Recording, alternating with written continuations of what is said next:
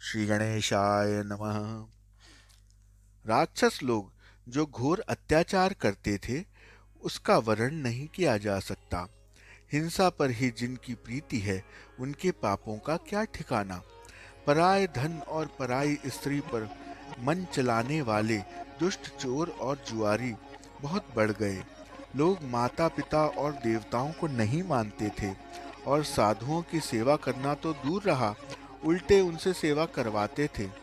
श्री शिव जी कहते हैं कि हे भवानी, जिनके ऐसे आचरण हैं उन सब प्राणियों को राक्षस ही समझना। इस प्रकार धर्म के प्रति लोगों की अतिशय ग्लानि, अरुचि, अनास्था देखकर पृथ्वी अत्यंत भयभीत एवं व्याकुल हो गई। वह सोचने लगी कि पर्वतों, नदियों और समुद्रों का बोझ मुझे इतना भारी नहीं जान पड़ता जितना भारी मुझे एक परद्रोही दूसरों का अनिष्ट करने वाला लगता है। पृथ्वी सारे धर्मों को विपरीत देख रही है, पर रावण से भयभीत हुई वह कुछ बोल नहीं सकती। अंत में हृदय में सोच विचार कर गौ का रूप धारण कर कर वह धरती वहां गई जहां देवता और मुनि छिपे थे। पृथ्वी ने रोकर उनको अपना दुख सुनाया, पर किसी से कुछ काम न बना। तब देवता, मुनि और गंधर्व सब मिलकर ब्रह्मा जी के लोग सत्यलोक को गए। भय और शोक से अत्यंत व्याकुल बेचारी पृथ्वी भी गौ का शरीर धारण किए उनके साथ गईं। ब्रह्मा जी सब जान गए। उन्होंने मन में अनुमान किया कि इसमें मेरा भी कुछ वश नहीं चलेगा। तब उन्होंने पृथ्वी से कहा, जिसकी तू दासी है वही अविनाशी हमारा और तुम्हारा दोनों का सहायक है। ब्रह्मा जी ने कहा, हे धरती, मन में धीरज धारण करके श्री हरि के चरणों का स्मरण करो। प्रभु अपने दासों की पीड़ा को जानते हैं, ये तुम्हारी कठिन विपत्ति का नाश करेंगे। सब देवता बैठकर विचार करने लगे कि प्रभु को कहाँ पावें ताकि उसके सामने पुकार करें जाके। कोई वैकुंठपुरी जाने को कहता तो कोई कहता कि वही प्रभु तो क्षीर सागर समुद्र में निवास करते हैं। जिसके हृदय में जैसी भक्ति और प्रीति होती है, प्रभु उसके लिए वहां सदा उसी रीति से प्रकट होते हैं। हे पार्वती, उस समाज में मैं भी था। अवसर पाकर मैंने एक बात कही। मैं तो यह जानता हूँ कि भगवान सब जगह समान रूप से व्यापक हैं। प्रेम से वो प्रकट हो जाते हैं। देश, काल, दिशा, विदिशा में बताओ ऐसी जगह कौन सी है जहाँ प्रभु ना हो। वे चराचर में होते हुए ही सबसे रहित हैं और विरक्त हैं। उनकी कहीं भी आसक्ति नहीं। वे प्रेम से प्रकट होते हैं जैसे अग्नि। अग्नि अव्यक्त रूप से सर्वत्र व्याप्त है, परंतु जहाँ उसके लिए अरणि मंथन आदि साधन किए जाते हैं वह वहाँ प्रकट होती है। इसी प्रकार सर्वत्र व्याप्त भगवान भी प्रेम से प्रकट होते हैं। मेरी बात सबको प्रिय लगी। ब्रह्मा जी ने साधु साधु कहकर बड़ाई करी। मेरी बात सुनकर ब्रह्मा जी के मन में बड़ा हर्ष हुआ। उनका तन पुलकित हो गया और नेत्रों से प्रेम के आंसू बहने लगे। तब वे धीर बुद्धि ब्रह्मा जी सावधान होकर हाथ जोड़कर स्तुति करने लगे। हे देवताओं के स्वामी, सेवकों को सुख देने वाले, शरणागत की रक्षा करने वाले भगवान, आपकी जय हो, जय हो। हे गो ब्राह्मणों का हित करने वाले, असुरों का विनाश करने वाले, समुद्र की कन्या श्री लक्ष्मी जी के प्रिय स्वामी, आपकी जय हो। हे देवता और पृथ्वी का पालन करने वाले, आपकी लीला अद्भुत है, उसका भेद कोई नहीं जानता। ऐसे जो स्वभाव से ही कृपालु और दीन दयालु हैं, वे ही हम पर कृपा करें। हे अविनाशी, सबके हृदय में निवास करने वाले अंतर्यामी, सर्वव्यापक परम आनंद स्वरूप, अज्ञेय, इंद्रियों से परे, पवित्र चरित्र, माया से रहित मुकुंद, मोक्षदाता, आपकी जय हो, जय हो। इस लोक और परलोक के भी सभी भोगों से विरक्त तथा मोह से सर्वथा छूटे हुए ज्ञानी मुनिवृंद भी अत्यंत अनुरागी, प्रेमी बनकर जिनका दिन रात ध्यान किया करते हैं और जिनके गुणों के समूह का ज्ञान करते हैं, उन सच्चिदानंद घन की जय हो। जिन्होंने बिना किसी दूसरे संगी अथवा सहायक के अकेले ही या स्वयं अपने को ही त्रिगुण रूप ब्रह्मा विष्णु शिव रूप बनाकर अथवा बिना किसी उपादान कारण के अर्थात स्वयं ही सृष्टि का अभिन्न निमित्तोत्पादन का कारण बनकर तीन प्रकार की सृष्टि उत्पन्न की, वे पापों का नाश करने वाले भगवान हमारी सुधि लें। हम न भक्ति जानते हैं न पूजा, जो संसार के जन्म मृत्यु के भय का नाश करने वाले, मुनियों के मन को आनंद देने वाले और विपत्तियों के समूह को नष्ट करने वाले हैं। हम सब देवताओं के समूह मन वचन और कर्म से चतुराई करने की बात छोड़कर उन भगवान की शरण में आए हैं। सरस्वती, वेद, शेष जी और संपूर्ण ऋषि कोई भी जिनको नहीं जानते, जिन्हें दीन प्रिय हैं, ऐसा वेद पुकार कर कहते हैं, वे ही श्री भगवान हम पर दया करें। हे संसार रूपी समुद्र के मथने के लिए मंदराचल रूप सब प्रकार से सुंदर गुणों के धाम और सुखों की राशि नाथ, आपके चरण कमलों में मुनि सिद्ध और सारे देवता भय से अत्यंत व्याकुल होकर नमस्कार करते हैं।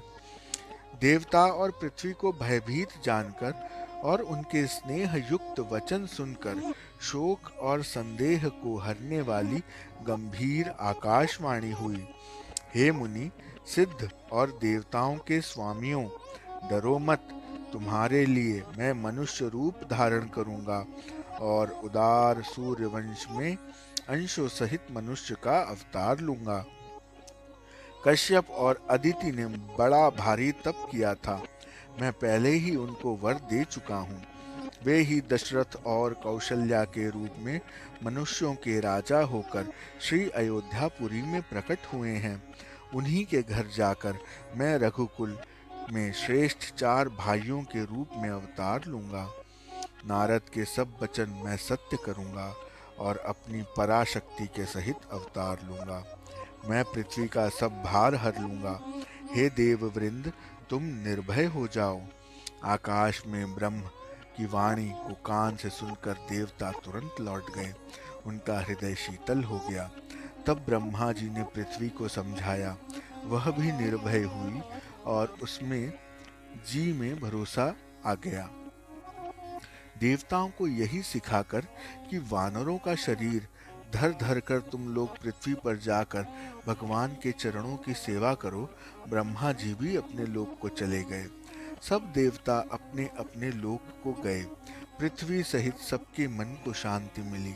ब्रह्मा जी ने जो आज्ञा दी उससे देवता बहुत प्रसन्न हुए और उन्होंने वैसा करने में देर नहीं की। पृथ्वी पर उन्होंने वानर देह धारण की। उनमें अपार बल और प्रताप था। सभी शूरवीर थे। पर्वत, वृक्ष और नख ही उनके शस्त्र थे। वे धीर बुद्धि वाले वानर रूप देवता भगवान के आने की राह देखने लगे। वे वानर पर्वतों और जंगलों में जहां तहां अपनी अपनी सुंदर सेना बनाकर भरपूर छा गए। यह सब सुंदर चरित्र मैंने कहा। अब वह चरित्र सुनो जिसे बीच में ही छोड़ दिया था। अवधपुरी में रघुकुल शिरोमणि दशरथ नाम के राजा हुए, जिनका नाम वेदों में विख्यात है। वे धर्म धुरंधर, गुणों के भंडार और ज्ञानी थे। उनके हृदय में शार्ंग धनुष धारण करने वाले भगवान की भक्ति थी और उनकी बुद्धि में भी उन्हीं में लगी रहती थी। उनकी कौशल्या आदि प्रिय रानियां सभी पवित्र आचरण वाली थीं। वे बड़ी विनीत और पति के अनुकूल चलने वाली थीं और श्री हरि के चरणों में उनका दृढ़ प्रेम था। एक बार राजा के मन में बड़ी ग्लानि हुई कि मेरे कोई पुत्र नहीं। राजा तुरंत ही गुरु के घर गए और चरणों में प्रणाम करके बहुत विनती की। राजा ने अपना सारा दुख सुख गुरु को सुनाया। गुरु वशिष्ठ जी ने उन्हें बहुत प्रकार से समझाया और कहा, धीरज धरो, तुम्हारे 4 पुत्र होंगे जो तीनों लोकों में प्रसिद्ध और भक्तों के भय को हरने वाले होंगे। वशिष्ठ जी ने श्रृंगी ऋषि को बुलवाया और उनसे शुभ पुत्र कामेष्टि यज्ञ करवाया। मुनि के भक्ति सहित आहुतियां देने पर अग्निदेव हाथ में हव्य हव्यासन खीर लेके प्रकट हुए और दशरथ से बोले, वशिष्ठ ने हृदय में जो कुछ विचारा था, तुम्हारा वह सब काम सिद्ध हो गया। हे राजन, अब तुम जाकर इस हविष्यान पायस को जिसको जैसा उचित हो वैसा भाग बांट कर दे दो। तदनंतर अग्नि देवता सारी सभा को समझाकर अंतर्ध्यान हो गए। राजा परमानंद में मग्न हो गए। उनके हृदय में हर्ष समाता न था। उसी समय राजा ने अपनी प्यारी पत्नियों को बुलवाया। कौशल्या आदि सब रानियां वहां चली आईं। राजा ने खीर का आधा भाग कौशल्या को दिया और शेष आधे के 2 भाग किए। वह उनमें से एक भाग राजा ने कैकेयी को दिया। शेष जो बचा रहा उसके फिर 2 भाग हुए और राजा ने उसको कौशल्या और कैकेयी के हाथ पर रखकर, अर्थात उनकी अनुमति लेके और इस प्रकार उनका मन प्रसन्न करके सुमित्रा को दिया। इस प्रकार सब स्त्रियां गर्भवती हुईं। वे हृदय में बहुत हर्षित हुए। उन्हें बड़ा सुख मिला। जिस दिन से श्री हरि लीला से ही गर्भ में आए, सब लोकों में सुख और संपत्ति छा गई। शोभाशील और तेज की खान सब रानियां महल से में सुशोभित हुईं। इस प्रकार कुछ समय सुखपूर्वक बीता और वह अवसर आ गया जिसमें प्रभु को प्रकट होना था। योग, लग्न, ग्रह, वार और तिथि सभी अनुकूल हो गए। जड़ और चेतन सब हर्ष से भर गए, क्योंकि श्री राम का जन्म सुख का मूल है। पवित्र चैत्र का महीना था। नवमी तिथि थी। शुक्ल पक्ष और भगवान का प्रिय अभिजित मुहूर्त था। दोपहर का समय था। ना बहुत सर्दी थी, न धूप थी। वह पवित्र समय सब लोगों को शांति देने वाला था। शीतल, मंद और सुगंधित पवन बह रहा है। देवता हर्षित थे और संतों के मन में बड़ा चाव था। वन फूले हुए थे। पर्वतों के समूह मणियों से जगमगा रहे थे और सारी नदियां अमृत की धारा बहा रही थी। जब ब्रह्मा जी ने भगवान के प्रकट होने का अवसर जाना, उनके समेत सारे देवता विमान सजा सजा कर चले। निर्मल आकाश देवताओं के समूहों से भर गया। गंधर्वों के दल गुणगान करने लगे और सुंदर अंजलियों में सजा सजा कर पुष्प बरसाने लगे। आकाश में घमाघम नगाड़े बजने लगे। नाग, मुनि और देवता स्तुति करने लगे और बहुत प्रकार से अपनी अपनी सेवा भेंट करने लगे। देवताओं के समूह विनती करके अपने अपने लोक में जा पहुँचे। समस्त लोकों को शांति देने वाला जगदाधार प्रभु प्रकट हुए। दीनों पर दया करने वाले कौशल्या जी के हितकारी कृपाल प्रभु प्रकट हुए। मुनियों के मन को हरने वाले उनके अद्भुत रूप का विचार करके माता हर्ष से भर गईं। नेत्रों को आनंद देने वाला मेघ के समान श्याम शरीर था। चारों भुजाओं में अपने खास आयुध धारण किए हुए थे। दिव्य आभूषण और वनमाला पहने हुए थे। बड़े बड़े नेत्र थे। इस प्रकार शोभा के समुद्र तथा खर राक्षस को मारने वाले भगवान प्रकट हुए। दोनों हाथ जोड़कर माता कहने लगी, हे अनंत, मैं किस प्रकार तुम्हारी स्तुति करूं? वेद और पुराण तुमको माया, गुण और ज्ञान से परे और परिमाण रहित बतलाते हैं। श्रुतियों और संत जन दया और सुख का समुद्र, सब गुणों का धाम कहकर जिनका गान करते हैं, वही भक्तों पर प्रेम करने वाले लक्ष्मीपति भगवान मेरे कल्याण के लिए प्रकट हुए हैं। वेद कहते हैं कि तुम्हारे प्रत्येक रोम रोम में माया रचे हुए अनेक ब्रह्मांडों के समूह भरे हैं। वे तुम मेरे गर्भ में रहे इस हंसी की बात के सुनने पर भी धीर और विवेक की पुरुषों की बुद्धि भी स्थिर नहीं रहती। जब माता को ज्ञान उत्पन्न हुआ तब प्रभु मुस्कुराए। वे बहुत प्रकार के चरित्र करना चाहते हैं, अतः उन्होंने पूर्व जन्म की सुंदर कथा कहकर माता को समझाया, जिससे उन्हें पुत्र का वात्सल्य प्रेम प्राप्त हो गया। माता की वह बुद्धि बदल गई। तब वह फिर बोली, हे तात, यह रूप छोड़कर अत्यंत प्रिय बाल लीला करो, मेरे लिए यह सुख परम अनुपम होगा। यह वचन सुनकर देवताओं के स्वामी सुजान भगवान ने बालक रूप होकर रोना शुरू कर दिया।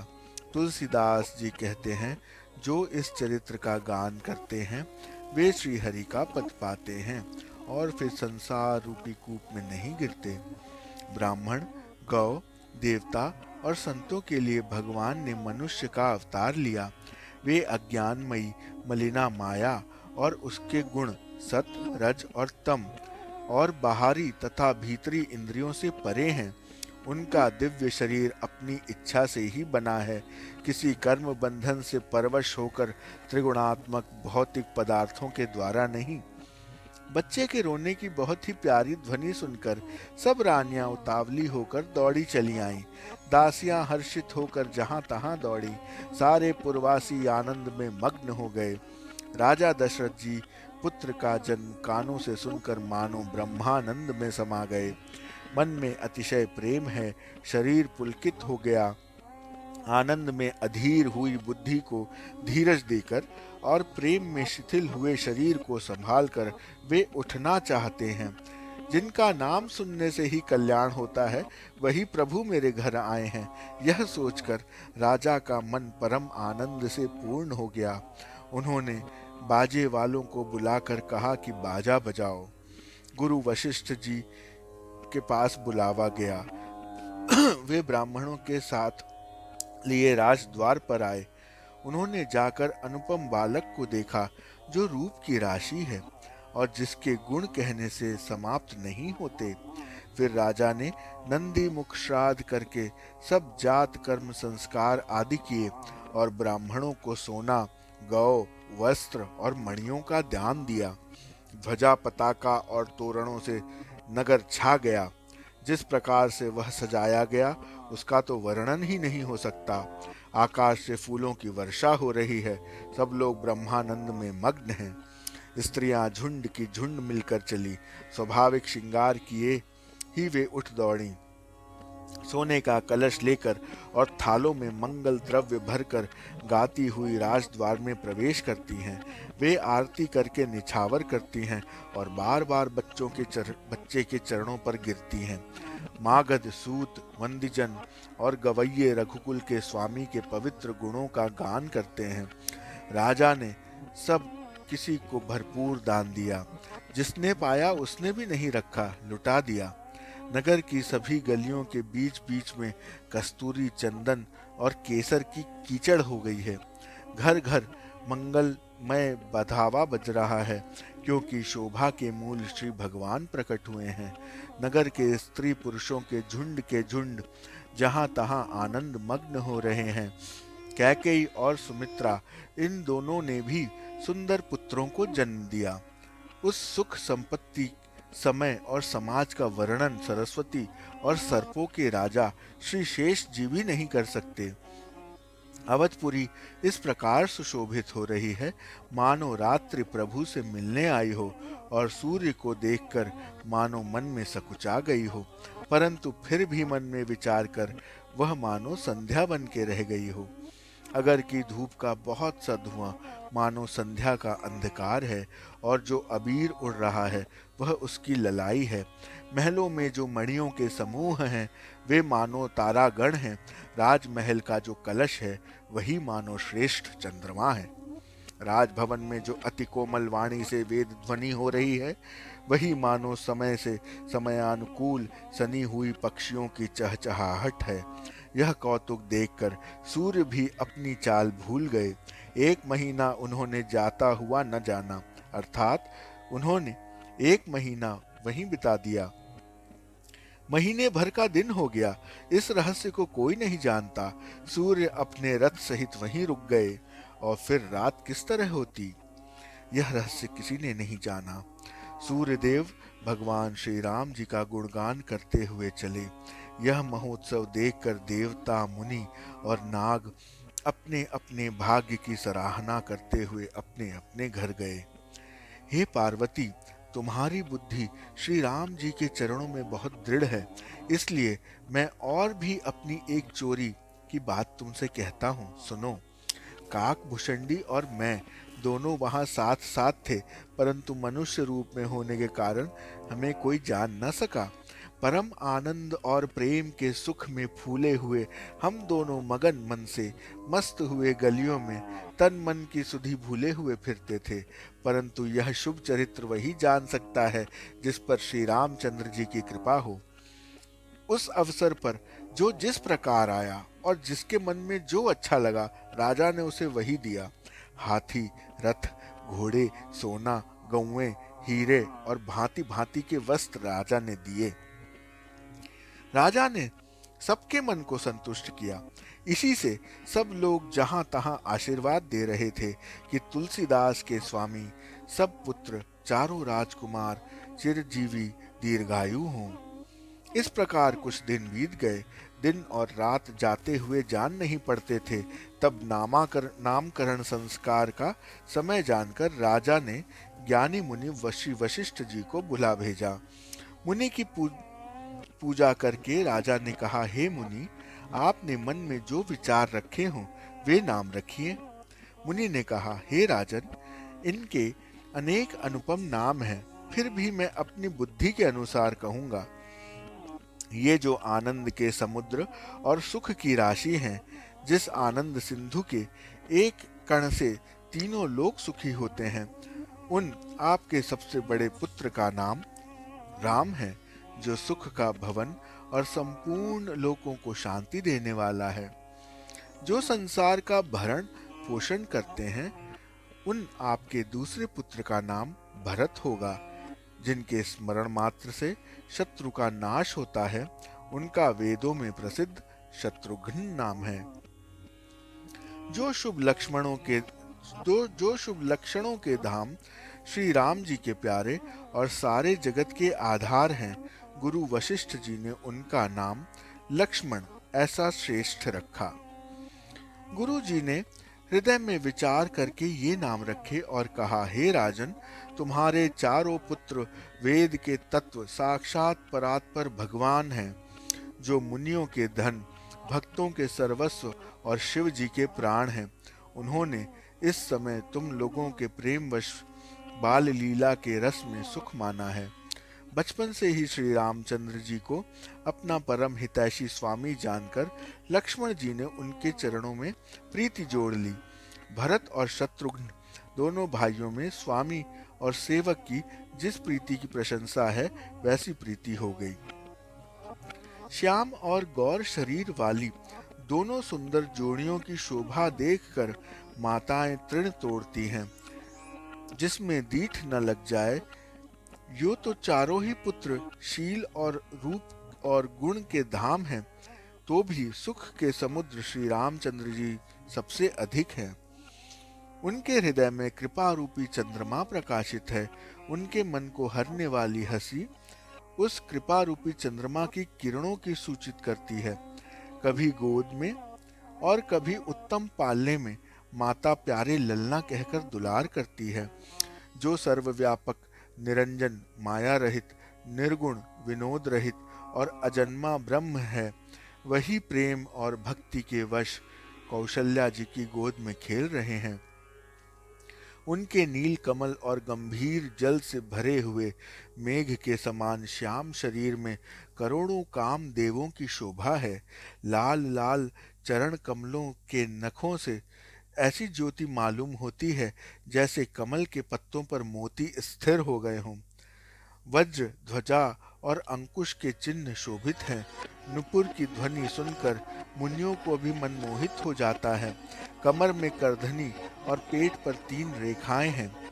नाभि की गंभीरता तो वही जानते हैं जिन्होंने उसे देखा है। बहुत से आभूषणों से सुशोभित विशाल भुजाएं हैं। हृदय पर बाघ की नख की बहुत ही निराली छटा है। छाती पर रत्नों से युक्त मणियों के हार शोभा और ब्राह्मण के चरण चिन्ह को देखते ही मन लुभा जाता है। कंठ शंख के समान है और ठोड़ी बहुत ही सुंदर है। मुख पर असंख्य कामदेवों की छटा छा रही है। दो दो सुंदर दांतुलियां हैं, लाल लाल होंठ हैं।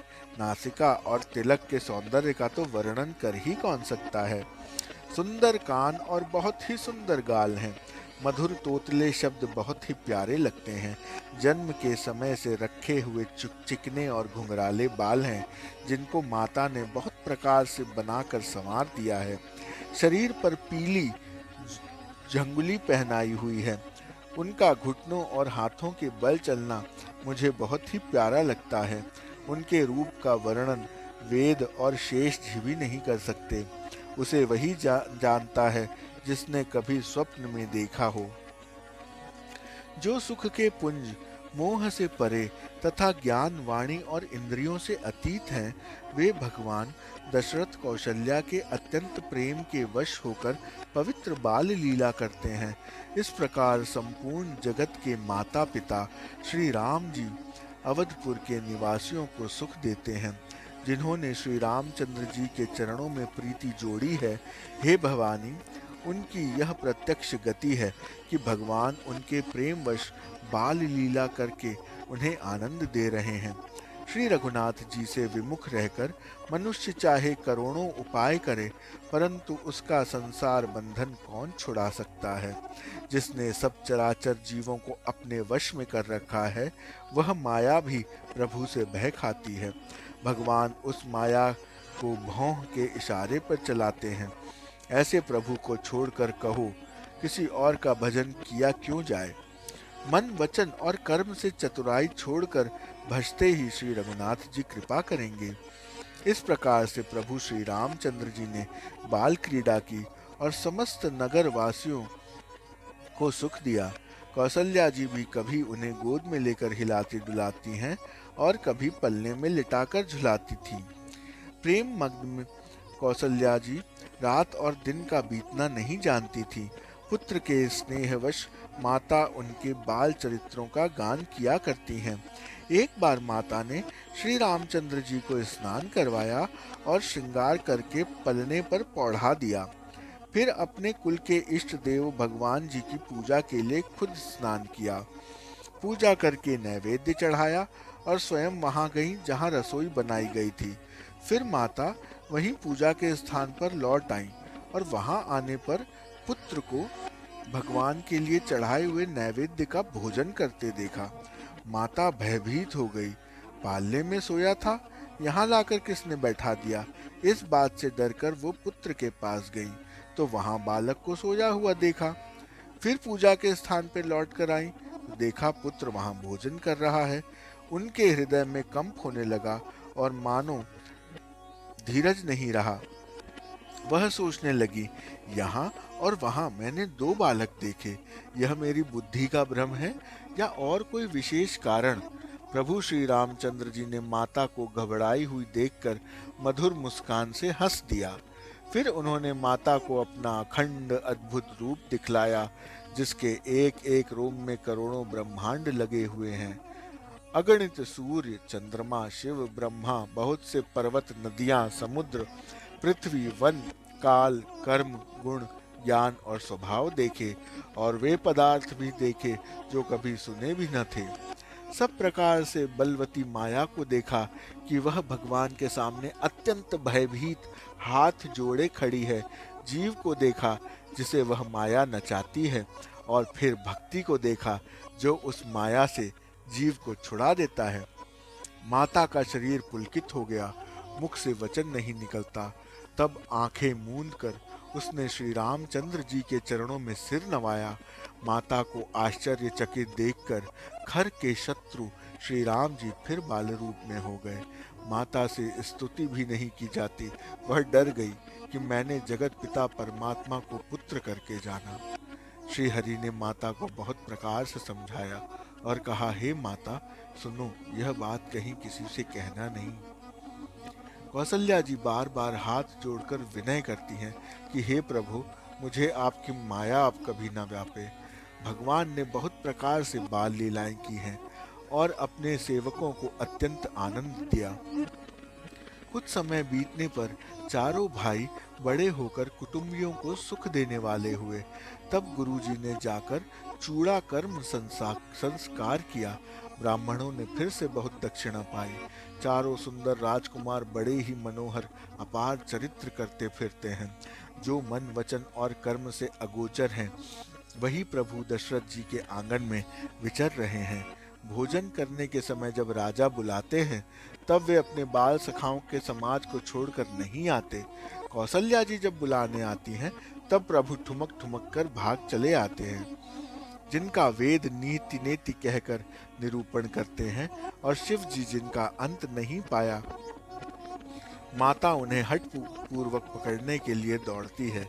वे शरीर में धूल लपेटे हुए आए और राजा ने हंसकर उन्हें गोद में बिठा लिया। भोजन करते हैं पर चित्त चंचल है। अवसर पाकर मुंह में दही भात लपटाए किलकारी मारते हुए इधर उधर भाग चले। श्री रामचंद्र जी की बहुत ही सरल, भोली और सुंदर मन भावनी बाल लीलाओं का सरस्वती, शेष जी, शिव जी और वेदों ने गान किया है। जिनका मन इन लीलाओं में अनुरक्त नहीं हुआ, विधाता ने उन मनुष्यों को वंचित कर दिया है, नितांत भाग्यहीन बनाया है। जो ही सब भाई कुमार अवस्था के हुए, त्यों ही गुरु, पिता और माता ने उनका यज्ञोपवीत संस्कार कर दिया। श्री रघुनाथ जी भाइयों सहित गुरु के घर में विद्या पढ़ने गए और थोड़े ही समय में उनको सब विद्याएं आ गईं। चारों वेद जिनके स्वाभाविक श्वास हैं, वे भगवान पढ़ें, यह बड़ा कौतुक है। चारों भाई विद्या, विनय, गुण और शील में बड़े ही निपुण हैं और सब राजाओं की लीलाओं का ही खेल खेलते हैं। हाथों में बाण और धनुष बहुत शोभा देते हैं। रूप देखते ही चराचर जड़ चेतन मोहित हो जाते हैं। वे सब भाई जिन गलियों में खेलते हुए निकलते हैं, उन गलियों के सभी स्त्री पुरुष उनको देखकर स्नेह से शिथिल हो जाते हैं अथवा ठिठक कर खड़े रह जाते हैं। कौशलपुर के रहने वाले स्त्री पुरुष, बूढ़े और बालक सभी को कृपालु श्री रामचंद्र जी प्राणों से भी बढ़कर प्रिय लगते हैं। श्री रामचंद्र जी भाइयों और इष्ट मित्रों को बुलाकर साथ ले लेते हैं और नित्य वन में जाकर शिकार खेलते हैं। मन में पवित्र समझकर मृगों को मारते हैं और प्रतिदिन लाकर राजा दशरथ जी को दिखलाते हैं। जो मृग श्री राम जी के बाण से मारे जाते थे, वे शरीर छोड़कर देवलोक को चले जाते थे। श्री रामचंद्र जी अपने छोटे भाइयों और सखाओं के साथ भोजन करते हैं और माता पिता की आज्ञा का पालन करते हैं। जिस प्रकार नगर के लोग सुखी हों, कृपा निधान श्री रामचंद्र जी वही संयोग लीला करते हैं।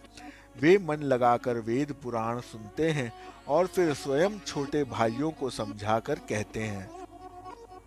श्री रघुनाथ जी प्रातः काल उठकर माता पिता और गुरु को मस्तक नवाते हैं और आज्ञा लेकर नगर का काम करते हैं।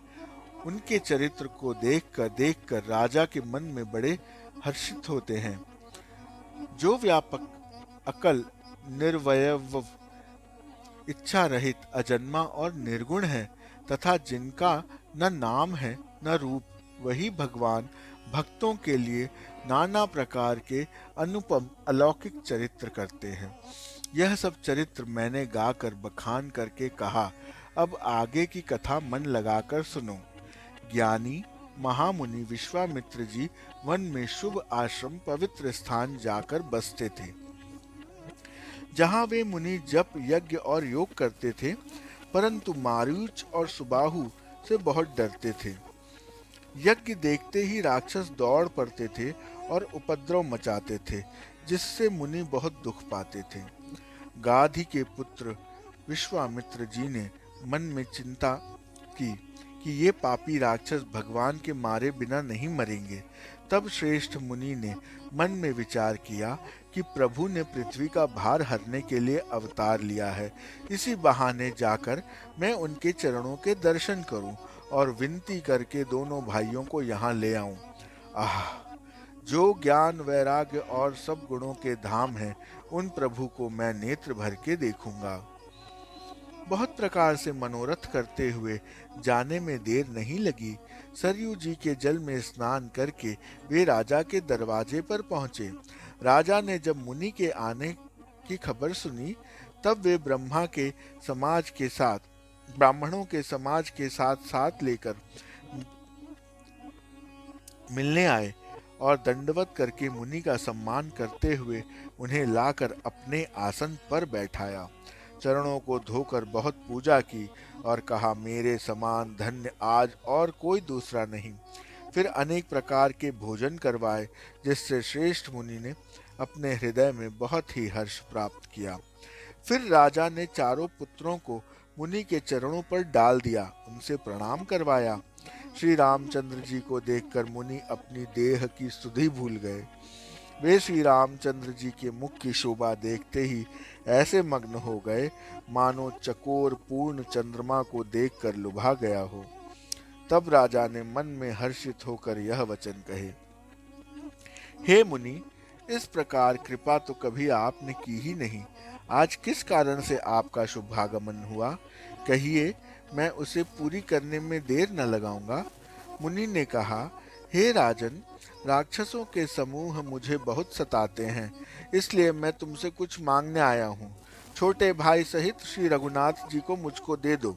राक्षसों के मारे जाने पर मैं सनाथ सुरक्षित हो जाऊंगा। हे राजन, प्रसन्न मन से इनको दो, मोह और अज्ञान को छोड़ दो। हे स्वामी, इससे तुमको धर्म और सुयश की प्राप्ति होगी और इनका परम कल्याण होगा। इस अत्यंत अप्रिय वाणी को सुनकर राजा का हृदय कांप उठा और उनके मुख की कांति फीकी पड़ गई। उन्होंने कहा, हे ब्राह्मण, मैंने चौथे पन में 4 पुत्र पाए हैं। आपने विचार करके बात ही नहीं कही। हे मुनि, आप पृथ्वी, गौ, धन और खजाना मांग लीजिए। मैं आज बड़े हर्ष के साथ अपना सर्वस्व दे दूंगा। देह और प्राण से अधिक प्यारा कुछ भी नहीं होता, मैं उसे भी एक पल में दे दूंगा। सभी पुत्रों में मुझे प्राणों के समान प्यारे हैं, उन्हें भी हे प्रभु, राम तो किसी भी प्रकार को दे नहीं सकता। कहाँ अत्यंत डरावने और क्रूर राक्षस और कहाँ परम किशोर अवस्था के बिल्कुल सुकुमार मेरे सुंदर पुत्र।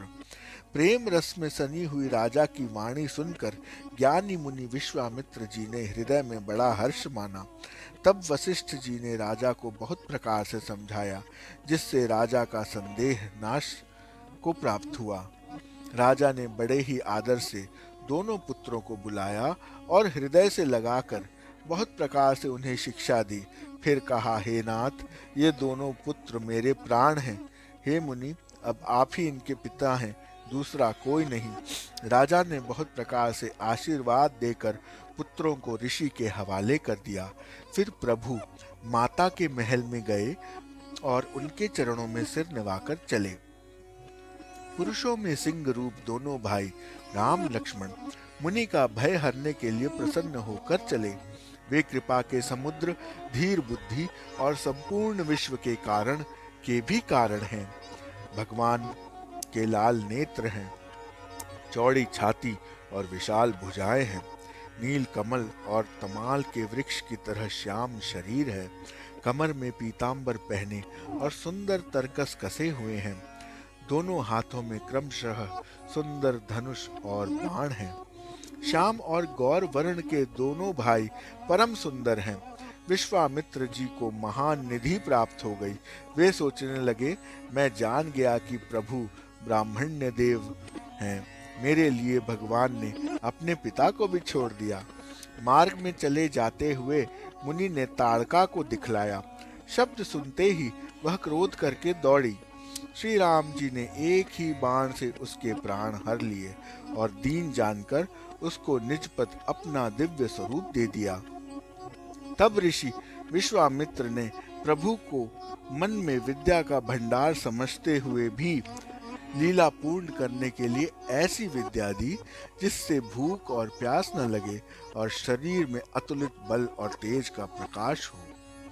सब अस्त्र शस्त्र समर्पण करके मुनि प्रभु श्री रामचंद्र जी को अपने आश्रम में ले आए और उन्हें परम हितु जानकर भक्ति पूर्वक कंद मूल और फल का भोजन कराया। सवेरे श्री रघुनाथ जी ने मुनि से कहा, आप जाकर निडर होकर यज्ञ कीजिए। यह सुनकर सब मुनि हवन करने लगे। आप श्री राम जी यज्ञ की रखवाली पर बैठ गए। यह समाचार सुनकर मुनियों का शत्रु क्रोधी राक्षस मारीच अपने सहायकों को लेकर दौड़ा। श्री राम जी ने बिना फल वाला बाण उसको मारा, जिससे वह 100 योजन के विस्तार वाले समुद्र के पार जा गिरा। फिर सुबाहु को अग्नि बाण से मारा। इधर छोटे भाई लक्ष्मण ने राक्षसों की सेना का संहार कर डाला। इस प्रकार श्री राम जी ने राक्षसों को मारकर ब्राह्मणों को निर्भय कर दिया। तब सारे देवता और मुनि स्तुति करने लगे। श्री रघुनाथ जी ने वहां कुछ दिन और रहकर ब्राह्मणों पर दया की। भक्ति के कारण ब्राह्मणों ने उन्हें पुराणों की बहुत सी कथाएं कहीं, यद्यपि प्रभु सब पहले से ही जानते थे। तदनंतर मुनि ने आदर पूर्वक समझाकर कहा, हे प्रभु, चलकर एक चरित्र देखिए। रघुकुल के स्वामी श्री रामचंद्र जी धनुष यज्ञ की बात सुनकर मुनि श्रेष्ठ विश्वामित्र के साथ प्रसन्न होकर चले। मार्ग में एक आश्रम दिखाई पड़ा। वहां पशु पक्षी कोई भी जीव जंतु न था। पत्थर की एक शिला को देखकर प्रभु ने पूछा। तब मुनि ने विस्तार पूर्वक सब कथा कही। गौतम मुनि की स्त्री अहिल्या शापवश पत्थर की देह धारण किए बड़े धीरज से आपके चरण कमलों की धूल चाहती है। हे रघुवीर, आप इस पर कृपा कीजिए। श्री रामचंद्र जी के पवित्र और शोक को नाश करने वाली चरणों का स्पर्श पाते ही सचमुच वह तपोमूर्ति अहिल्या प्रकट हो गई। भक्तों को सुख देने वाले श्री रघुनाथ जी को देखकर वह हाथ जोड़कर सामने खड़ी रह गई। अत्यंत प्रेम के कारण वह अधीर हो गई। उसका शरीर पुलकित हो उठा। मुख से वचन कहने में नहीं आते थे। वह अत्यंत बड़भागिनी अहिल्या प्रभु के चरणों से लिपट गई और उसके दोनों नेत्रों से जल, प्रेम और आनंद आंसुओं की धारा बहने लगी। फिर उसने मन में धीरज रखकर प्रभु को पहचाना और श्री रघुनाथ जी की कृपा से भक्ति प्राप्त की। तब अत्यंत निर्मल वाणी से उसने इस प्रकार स्तुति प्रारंभ की। हे ज्ञान से जानने योग्य श्री रघुनाथ जी, आपकी जय हो। मैं सहज ही अपवित्र स्त्री हूँ और हे प्रभु, आप जगत को पवित्र करने वाले, भक्तों को सुख देने वाले और रावण के शत्रु हैं। हे कमल नयन, हे संसार जन्म और मृत्यु के भय से छुड़ाने वाले, मैं आपकी शरण आई हूँ। मेरी रक्षा कीजिए, रक्षा कीजिए। मुनि ने जो मुझे शाप दिया है सो बहुत ही अच्छा किया।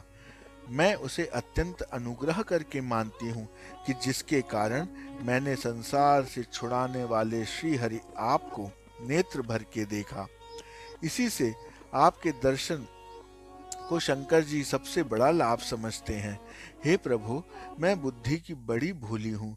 मेरी एक विनती है, हे नाथ, मैं और कोई वर नहीं मांगती, केवल यही चाहती हूँ कि मेरा मन रूपी भौरा आपके चरण कमल की रज के प्रेम रूपी रस का सदा पान करता रहे। जिन चरणों से परम पवित्र देव नदी गंगा जी प्रकट हुई हैं, जिन्हें शिव जी ने सर पर धारण किया है और जिन चरण कमलों को ब्रह्मा जी पूजते हैं, कृपालु हरि ने उन्हीं को मेरे सिर पर रखा है।